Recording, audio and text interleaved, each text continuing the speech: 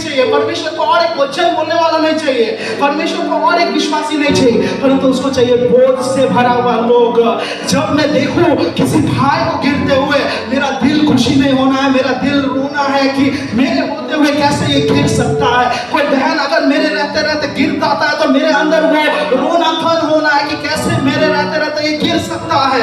Hallelujah. अगर कोई मेरे सामने से बिना सुसमाचार के जा रहा है, मेरे अंदर वो रोना है कि प्रभु कैसे इनके जीवन में जो है सुसमाचार नहीं पहुंचा है मेरे रहते हुए। हालेलुया। अगर वो बोझ हमारे अंदर आ गया, परमेश्वर मैं कहता हूँ चुटकियों में जो है आपके जीवनों को निर्माण करेगा। हालेलुया। मेरे प्रियो, नेहमिया के अंदर एक बोझ था, परमेश्वर के जो है भवन को, परमेश्वर के दीवार को खड़ा करने के लिए परमेश्वर को बोझ से भरा हुआ लोग चाहिए। आमीन। आज क्यों क्रिश्चियंस इतने सारे हैं दुनिया भर में, परंतु क्यों हम ग्लोबल इंपैक्ट बना नहीं पा रहे, क्यों लोगों को प्रभाव नहीं कर पा रहे? क्योंकि हमारे पास बोझ नहीं है। और अगर आपके पास बोझ नहीं है ना, इन दिनों में परमेश्वर से प्रार्थना करें कि प्रभु वो बोझ मेरे अंदर आने पाए। 2018 में जब मैं सेवकाई में उतरा, उन दिनों में परमेश्वर की उपस्थिति में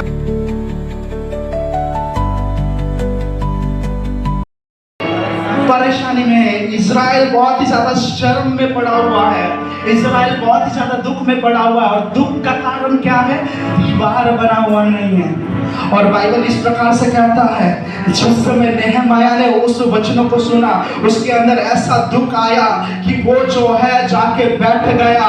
बैठ के उसके अंदर जो है बहुत सा जो है एक जो है शोक सा आ गया। वो रोने लगा और वो उपवास सहित प्रार्थना करने लगा। आमीन। मेरे प्रियो, नेहमिया कौन था? नेहमिया कोई पास्टर नहीं था, नेहमिया कोई याजक नहीं था, वो एक साधारण सा जो है काम करने वाला व्यक्ति था। बोले, नेहमिया साधारण व्यक्ति था। उसका काम क्या था पता है? वो राजा के दरबार में काम करता था, उसका गवर्नमेंट जॉब था। पर उसका जॉब क्या था बोलो तो? वो जो है राजा का खोजी था। क्या था वो? खोजी। खोजी का नाम क्या होता है पता है? राजा के सामने जो है टेबल में खाना आएगा उन दिनों में, और वो खाना के अंदर जहर है या नहीं, इस चीज को टेस्ट करने का काम नेहमिया का था। पहले वो खाएगा और वो खाने के बाद अगर सेफ है तभी जाकर राजा के पास विश्वास होगा कि अच्छा खाना है और वो खाएगा। ऐसा वो काम करता था। परंतु ये काम करने के पश्चात देखो उसका काम कितना मजा का था। वो राजमहल के अंदर रहता था और वो राजा का खाना खाता था, सबसे बेस्ट, अपना कंफर्ट जोन में था। परंतु जिस समय वो उस दीवार के बारे में सुनता है, वो जो है पूरे बैठ जाता है और वो दुख में हो जाता है और वो रोने लगता है और वो जो है उपवास सहित प्रार्थना करता है। बाइबल कहता है कि उसको उस दीवार के प्रति एक बोझ आ जाता है। बोलो, बोझ आ जाता है। क्या हमारे पास बोझ है? आज एक सवाल है। एक परमेश्वर के दास थे जिनका नाम रेनाल्ड बोंके था। जब परमेश्वर उनको सेवकाई में उठाने लगे, एक दिन परमेश्वर ने उनको दर्शन दिया और दर्शन में रेनाल्ड बोंके को परमेश्वर कहता है कि मैं जल्दी तुझे $1 मिलियन देने जा रहा हूं बोल के। उस समय रेनाल्ड बोंके कहता है, प्रभु मुझे $1 मिलियन नहीं चाहिए, मुझे 1 मिलियन सोल चाहिए, मुझे 1 मिलियन आत्मा चाहिए बोल के कहता है। मेरे प्रियो, हमारे पास अगर बोझ हो है ना, तो हम जो है लोगों को परमेश्वर जैसे देखता है वैसे देखेंगे। हम जो है हर एक व्यक्ति को परमेश्वर जैसे देखता है वैसे देखेंगे। देखो कई बार कुछ भाई लोग गिरते हैं शराब में, नशे में, किसी वस्तु में, कोई बहन लोग किसी बातों में गिरते हैं, परंतु जब हम देखते हैं, जब हम उनके बारे में सुनते हैं, हमारा जीवन कैसा होता है? क्या हमारे जीवन में नेहमिया के समान बोझ आता है? बाप रे, हमारा भाई या बहन कैसे गिर गया, क्या हम उनके लिए कभी रोए हैं? क्या कभी हमने उनके लिए प्रार्थना किया है? क्या कभी हमने उनके लिए उपवास किया? नहीं। परंतु हम क्या बोलते हैं? ठीक ही हुआ उसके साथ, और खतरनाक होना चाहिए था, बहुत घमंडी है, ये है, फलना है, तलना है बोल के, और हम उसके ऊपर श्राप ला देते हैं। परंतु परमेश्वर अगर आज इस बात को कहना चाहता है प्रियो, हम एक बोझ वाले व्यक्ति बने। आमीन। देखिए, परमेश्वर को जो है और एक पास्टर नहीं चाहिए, परमेश्वर को और एक लीडर नहीं चाहिए, परमेश्वर को एक और इवेंजलिस्ट, एक और प्रॉफिट, एक और टीचर नहीं चाहिए, एक और अपोस्टल नहीं चाहिए। परमेश्वर को क्या चाहिए? परमेश्वर को चाहिए बोझ से भरे हुए लोग। बोले, परमेश्वर को बोझ से भरे हुए लोग चाहिए, बोझ से भरे हुए लोग चाहिए परमेश्वर को। अगर आप परमेश्वर के लिए खड़े होते हैं ना, परमेश्वर आपको निर्माण कर सकता है प्रियो। परमेश्वर आपको ऐसे ऐसे स्थानों में ले सकता है जिस विषय को लेकर आपने कभी सोचा भी नहीं है कि आप अपने बल में कभी यहाँ पहुंच सकते हैं। परमेश्वर इतना अनुग्रहकारी परमेश्वर है। आमीन। मैं कभी सोचा भी नहीं था परमेश्वर ऐसा मौका देगा, परंतु जब परमेश्वर को सेवा कर रहा था, पिछले बार जब मैं अरुणाचल प्रदेश में था, वहां पे पास्टर शिविन हम दोनों एक साथ थे और हमारा प्रार्थना को लेने के लिए जो है 5 फॉर्च्यूनर का गाड़ी एक साथ आया। आमीन। देखो, एक मुन्ना जिसके पास एक फॉर्च्यूनर नहीं है, एक फॉर्च्यूनर तो ऑल्टो तक नहीं है, हाँ, उसका प्रार्थना लेने के लिए एमएलए लोग 5 गाड़ी आए पूरे परिवार के साथ। जब मैं पंजाब में था, जो है एक डॉक्टर का पत्नी आके कहता है, पास्टर जी हमें आपका आशीष चाहिए। क्यों? पता है, जब अगर आपके जीवन में बोझ है ना, परमेश्वर आपको खड़ा कर सकता है, परमेश्वर आपको चला सकता है। आमीन। मेरे प्रियो, परमेश्वर को और एक सिंगर नहीं चाहिए, परमेश्वर को और एक वचन बोलने वाला नहीं चाहिए, परमेश्वर को और एक विश्वासी नहीं चाहिए, परंतु उसको चाहिए बोझ से भरा हुआ लोग। जब मैं देखूं किसी भाई को गिरते हुए, मेरा दिल खुशी नहीं होना है, मेरा दिल रोना है कि मेरे होते हुए कैसे ये गिर सकता है। कोई बहन अगर मेरे रहते रहते गिर जाता है तो मेरे अंदर वो रोना खन होना है कि कैसे मेरे रहते रहते ये गिर सकता है। हालेलुया। अगर कोई मेरे सामने से बिना सुसमाचार के जा रहा है, मेरे अंदर वो रोना है कि प्रभु कैसे इनके जीवन में जो है सुसमाचार नहीं पहुंचा है मेरे रहते हुए। हालेलुया। अगर वो बोझ हमारे अंदर आ गया ना, परमेश्वर मैं कहता हूँ चुटकियों में जो है आपके जीवनों को निर्माण करेगा। हालेलुया। मेरे प्रियो, नेहमिया के अंदर एक बोझ था, परमेश्वर के जो है भवन को, परमेश्वर के दीवार को खड़ा करने के लिए परमेश्वर को बोझ से भरा हुआ लोग चाहिए। आमीन। आज क्यों क्रिश्चियंस इतने सारे हैं दुनिया भर में, परंतु क्यों हम ग्लोबल इंपैक्ट बना नहीं पा रहे, क्यों लोगों को प्रभाव नहीं कर पा रहे? क्योंकि हमारे पास बोझ नहीं है। और अगर आपके पास बोझ नहीं है ना, इन दिनों में परमेश्वर से प्रार्थना करें कि प्रभु वो बोझ मेरे अंदर आने पाए। 2018 में जब मैं सेवकाई में उतरा, उन दिनों में परमेश्वर की उपस्थिति में बहुत ही ज्यादा रोता था, बच्चा के समान रोता था, परंतु जैसे परमेश्वर उठाने लग गया, बीच में कहीं ना कहीं जब मैं इधर उधर जाने लगा सेवकाई के लिए, वो बोझ मेरे अंदर खत्म हो गया। मेरे को लग रहा है अब तो क्या है, मीटिंग के ऊपर मीटिंग आएंगे बोल के, परंतु बीच में जब जो है परमेश्वर मेरे अंदर बात कर रहे थे कि वो बोझ तेरे अंदर जन्म नहीं पाए, और मैंने पूछा प्रभु वो बोझ कैसे जन्मेगा, तो उसने कहा मुझसे मांग और मैं तुझे बोझ दूंगा। परमेश्वर के उपस्थिति में हम रोना सीखे। आमीन। एक जवान व्यक्ति का गवाही मैं आपको बताना चाहता हूं, जिसका नाम इवान रॉबर्ट्स था।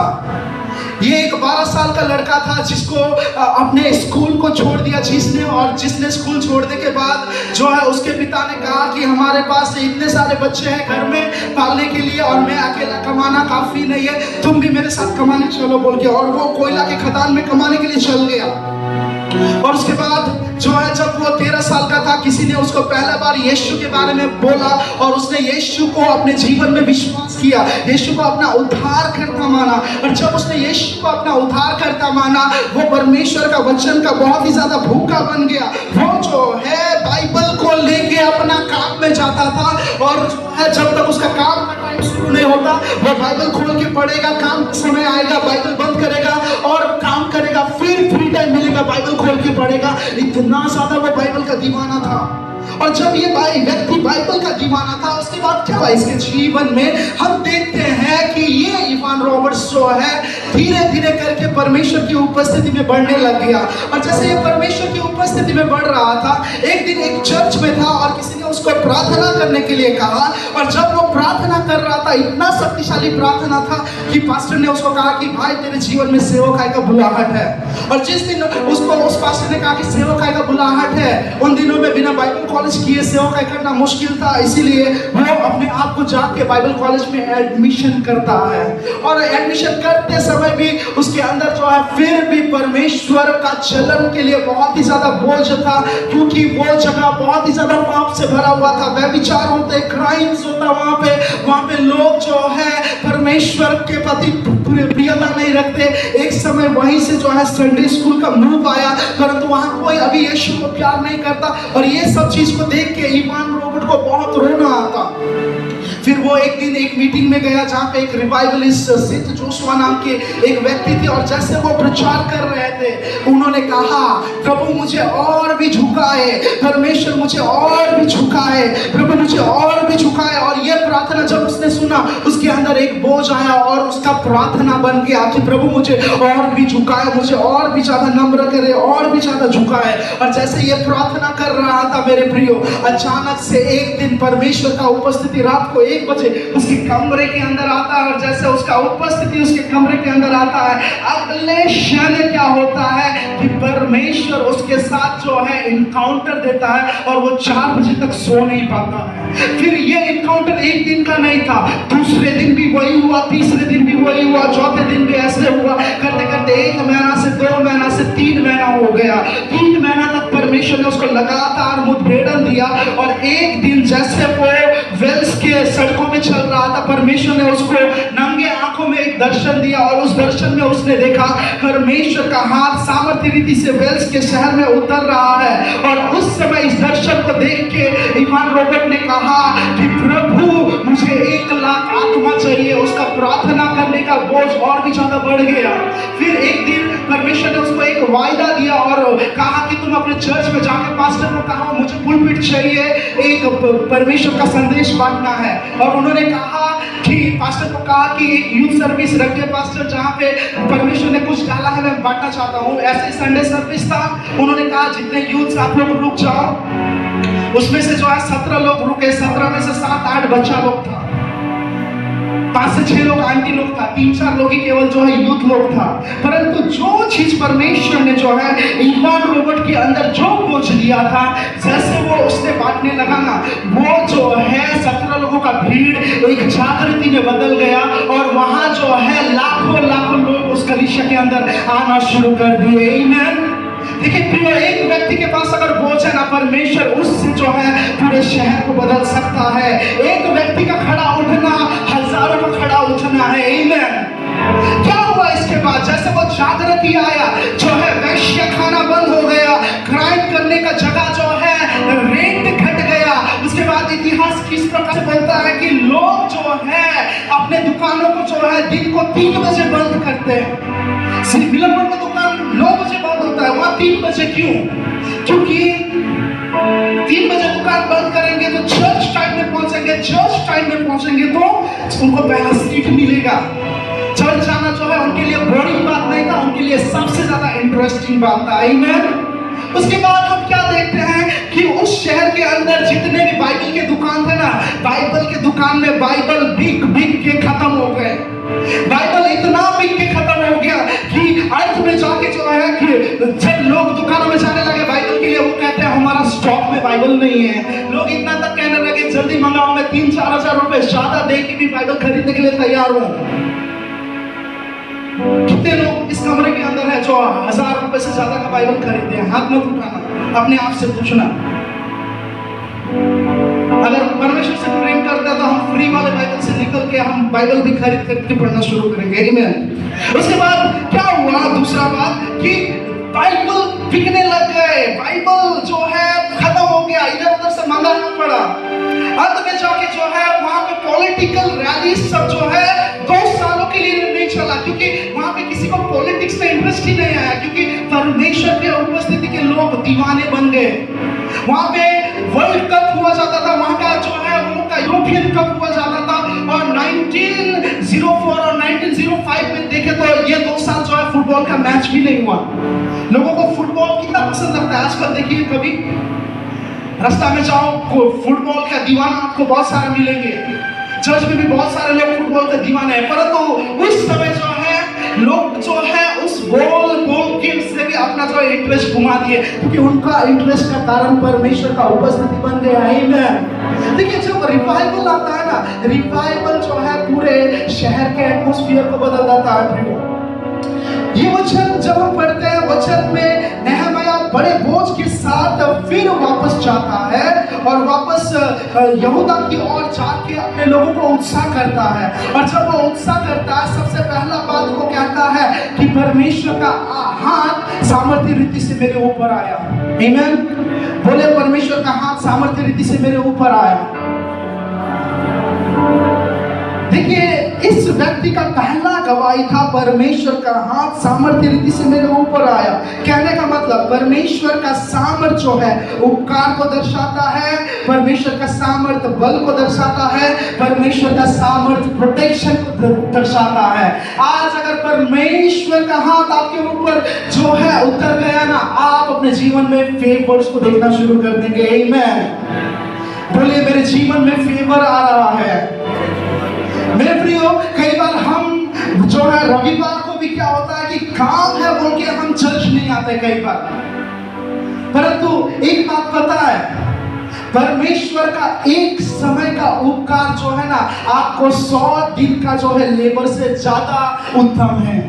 आपका 100 दिन का लेबर में आप जो नहीं कर सकते ना, वन टाइम फेवर में कर सकते हैं। फेवर क्या करता है? जिस जगह में आप कुछ डिजर्व नहीं करते, उस जगह परमेश्वर आपको खड़ा करता है। यह है उपकार। जो है परमेश्वर का करुणा क्या है? जहाँ पे आपको लगता है कि आप सबसे नीचे हैं, परमेश्वर वहां उठाता है, वो है परमेश्वर का उपकार। और आज जैसे मैं ये कह रहा हूँ, परमेश्वर का हाथ उपकारों को लाके कुछ भाइयों के जीवन में उतर आ रहा है, कुछ बहनों के जीवन में परमेश्वर का उपकार आज सामर्थ्य रीति से उतर रहा है, यीशु मसीह के नाम से। देखिए, ये नेहमिया क्या था? उसने जो है अपने कमजोरी पे ध्यान नहीं दिया, बर्बादी पे ध्यान नहीं दिया, परंतु परमेश्वर के सामर्थ्य में ध्यान दिया। आमीन। वो बिखरे गए यरूशलेम के दीवार की बात नहीं करता है, परंतु वो परमेश्वर का हाथ, जिसके कारण से राजा के दरबार में उसने फेवर को पाया, राजा ने उसको दीवार बनाने के लिए सपोर्ट करना पाया और सिक्योरिटी, इसके बारे में वो कहना लगता है। बाइबल इस प्रकार से कहता है कि एलिया ने एक दिन आहाब को भविष्यवाणी किया कि आहाब 3.5 साल का जो है अकाल अभी खत्म होने जा रहा है, चुपचाप से जल्दी घर की ओर भागो, जल्दी घर में जाओ, वरना बारिश इतना खतरनाक आएगा कि तुम जो है अटक सकते हो बीच में। और आहाब जो है अपने रथ को लेके तेजी से घर जा रहा है, परंतु ये व्यक्ति अपने घुटनों को टेका हुआ है और वहां पे उस तरफ पे उसका दास गेहाजी है और गेहाजी उसके सामने बैठा, जो है गेहाजी के सामने वो प्रार्थना कर रहे हो और प्रार्थना करते जो है वो गेहाजी से कहता है कि गेहाजी, तुम जाके देखो तो कि वो बारिश आ रहा है कि नहीं आ रहा है। तो वो कहता है बारिश नहीं आ रहा है। दूसरी बार वो भेजता है, कहता है कि जाके देखो ना बारिश आ रहा है कि नहीं आ रहा है। नहीं आ रहा है बोलता है। तीसरी बार देखने बोलता है, नहीं आ रहा बोलता है। मेरे प्रियो, परंतु वो निरंतर प्रार्थना करते रहा। मेरे प्रियो, क्या बताना चाहता हूँ, एलिया ने जो है बारिश को शारीरिक दुनिया में आने से पहले आत्मिक दुनिया में उसकी आवाज को सुना। परमेश्वर शारीरिक जीवन में कुछ बातों को लाने से पहले आत्मा में आपको सुनाता है, आत्मा में आपको दिखाता है। और अंत में गेहाजी कहता है कि एक मुट्ठी भर समान जो है मैं बादल को देख रहा हूँ। और जब इस बात को देख रहा है बादल को, एलिया अपने मन में जो है सोच रहा है कि प्रभु आहाब तो इतना दूर पहुंच गया, प्रभु आहाब इतना दूर में है और मैं यहाँ पे ऐसा अटका हुआ हूँ, ऐसा मैं टूटा हुआ हूँ, और प्रभु अभी मैं भागूंगा तो अभी बारिश मुझे भिगा देगा बोल के जो है उसके मन में ये बात चल रहा है। परंतु बाइबल इस प्रकार से कहता है कि जैसे बारिश आने लगा, परमेश्वर का हाथ सामर्थ्य रीति से एलिया के ऊपर उतरा, और जैसे एलिया के ऊपर वो हाथ उतरा, वो जो है आहाब के रथ से भी तेज से भागने लगा। आमीन।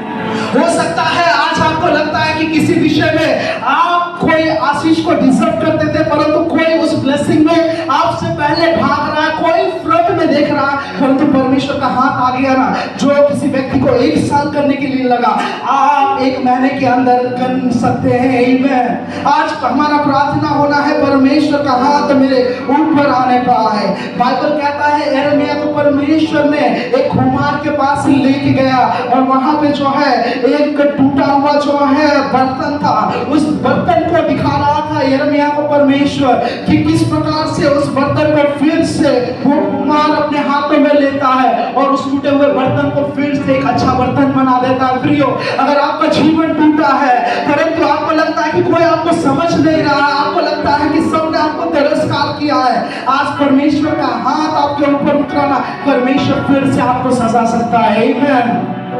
पर किसी को देख के कहें कि परमेश्वर फिर से हमें बनाने जा रहा है। आमीन।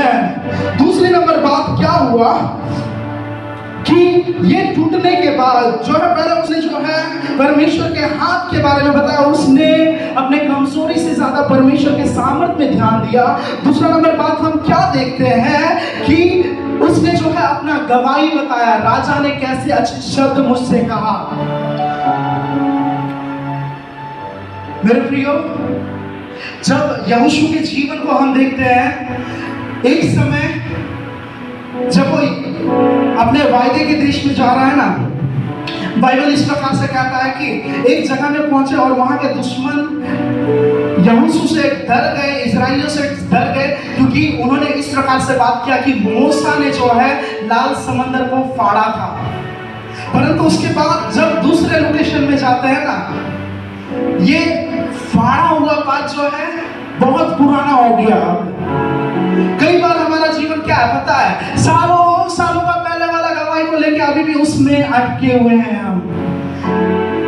मैं एक बात कहना चाहता हूँ, 50 साल पहले, 40 साल पहले जो है परमेश्वर ने हमारे जीवन में क्या किया वो अच्छा बात है, सुनने में मजा आता है। परंतु मेरा विश्वास तब बढ़ेगा, मुझे मजा तब आएगा जब मैं सुनूं परमेश्वर अभी हमारे जीवन में क्या कर रहा है। आमीन। यहोशू आगे गया, आगे जाने के बाद में परमेश्वर ने फिर से यरदन को फाड़ दिया। क्या वो फाड़ दिया?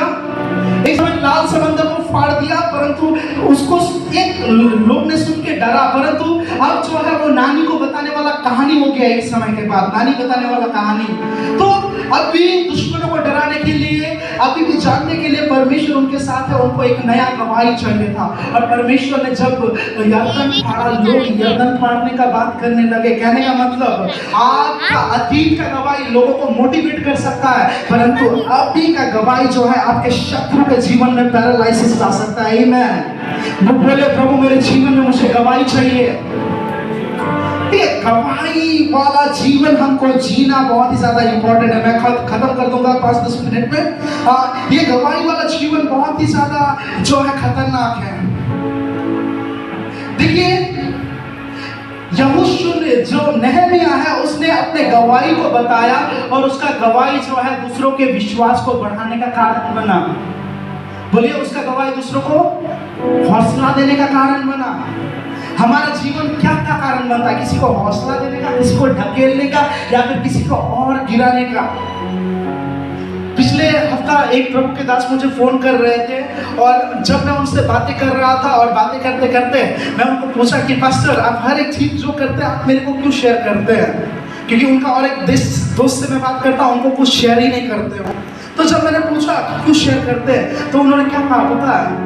उन्होंने इस प्रकार से कहा कि जब मैं उसको बोलता हूँ ना, वो हमेशा मुझे डिमोटिवेट कर देता है, हमेशा मुझे नेगेटिव बना देता है, परंतु जब मैं तुमसे बात करता हूँ तो हमेशा कहता है कि हम कर सकते हैं बोल के, आगे बढ़ते हैं बोल के। कहने का मतलब हम किसी का जीवन का आग बुझाने का कारण ना बने, जलाने का कारण बने। आमीन।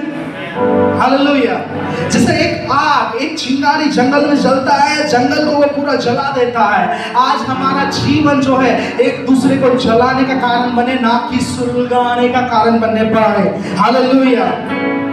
उसके बाद तीसरा नंबर बात हम देखते हैं कि उसके बाद जो है क्या होता है कि वे उठे और खड़े हुए। आपका गवाही लोगों को जो है मोटिवेट करता है परमेश्वर में आगे बढ़ने को। उसके बाद नीचे हम क्या देखते हैं कि उन्होंने जो है अपने हाथों को बलवंत किया भले काम करने के लिए। बोलिए मेरे पीछे कि विश्वास करना और काम करना एक साथ है। कई लोग केवल विश्वास करने तक ही अटक जाते हैं। परमेश्वर केवल विश्वास करने के लिए उनको नहमिया ने नहीं बोला, परंतु जैसे उन्होंने विश्वास किया, उन्होंने विश्वास के साथ कदम बढ़ाया, विश्वास के साथ उन्होंने काम भी किया। हालेलुया। मेरे प्रियो, बाइबल में जब हम पढ़ते हैं हम एक दृष्टांत को देखते हैं जहाँ पे एक महिला थी जो बहुत सालों से, 12 सालों से बीमार थी, और जब वो बीमार थी उसने कहीं ना कहीं से यीशु मसीह के बारे में सुना और वो कहता है कि मेरे अंदर ऐसा विश्वास कि अगर मैं उसके वस्त्र के छोर तक को छू लूं मैं चंगी हो सकती हूँ। उसके अंदर क्या आया? विश्वास। विश्वास आया, क्या करने से चंगी होंगी? छूने से चंगी होंगी। परंतु उसने केवल छुआ नहीं, उसने केवल विश्वास नहीं किया, परंतु वो जाके छूती भी है। हालेलुया। कई कुछ बार हमारा विश्वास में ही अटक जाता है, हमारा विश्वास प्रकटीकरण में आने पाए। हालेलुया।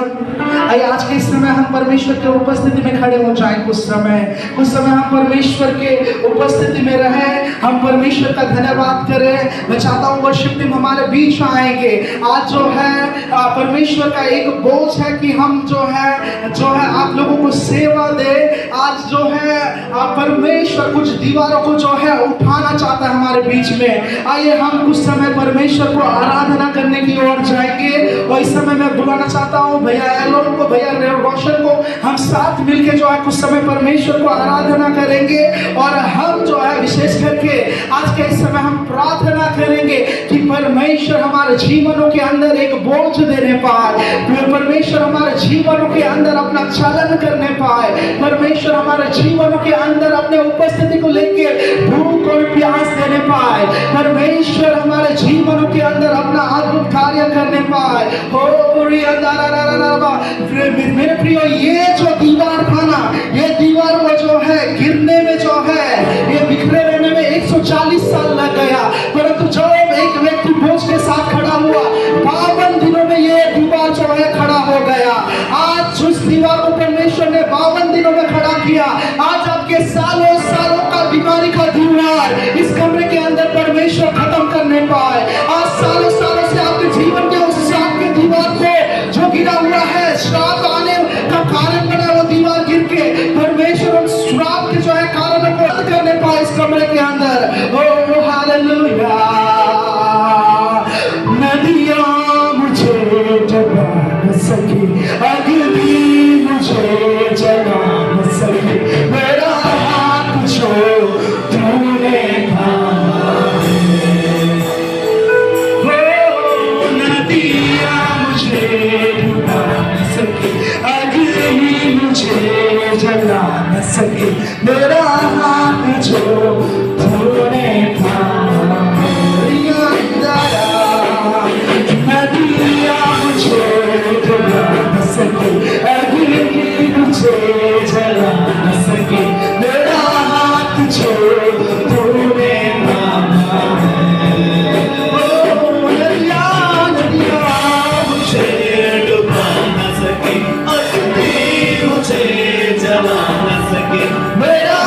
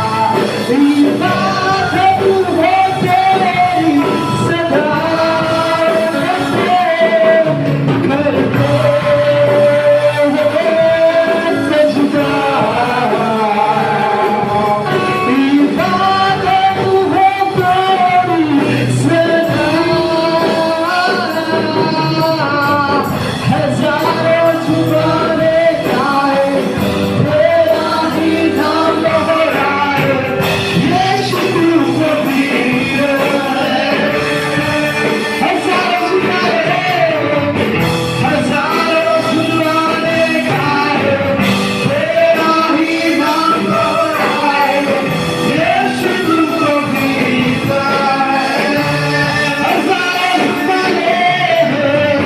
हजारों सुनाने का है, तेरा ही नाम दोहराए, यीशु तू पवित्र है। मेरा प्रिय रक्षारिया, हजारों सुनाने का है, तेरा ही नाम दोहराए, यीशु तू पवित्र है। यीशु तू पवित्र है।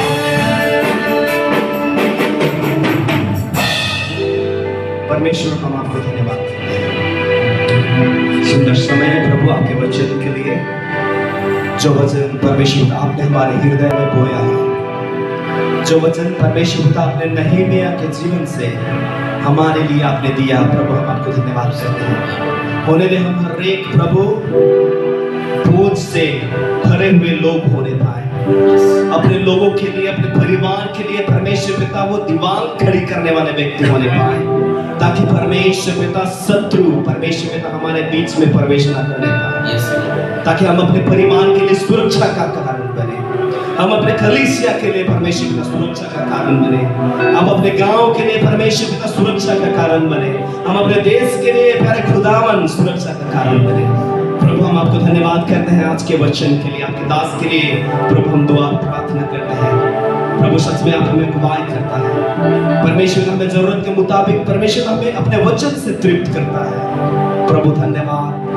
परमेश्वर आपके दास के लिए हम प्रार्थना करते हैं, उनके सेवकाय के लिए, उसके परमेश्वर से यात्राओं के लिए परमेश्वर हम दुआ करते हैं, उनके स्कूल के लिए परमेश्वर हम दुआ करते हैं, उनके मिनिस्ट्री के लिए परमेश्वर हम दुआ करते हैं। बहुत अच्छे ब्लेस कर परमेश्वर आशीष कर। धन्यवाद परमेश्वर आपके बेटे के लिए और सुंदर वचन के लिए। हम जितनों ने सुना है परमेश्वर पिता, हम विश्वास करते हैं आपने हमें आशीष करा है प्रभु, हमारे हृदयों को आपने जोड़ा है, हमें पवित्र किया है। प्रभु आपको धन्यवाद आज की सेवकाई के लिए।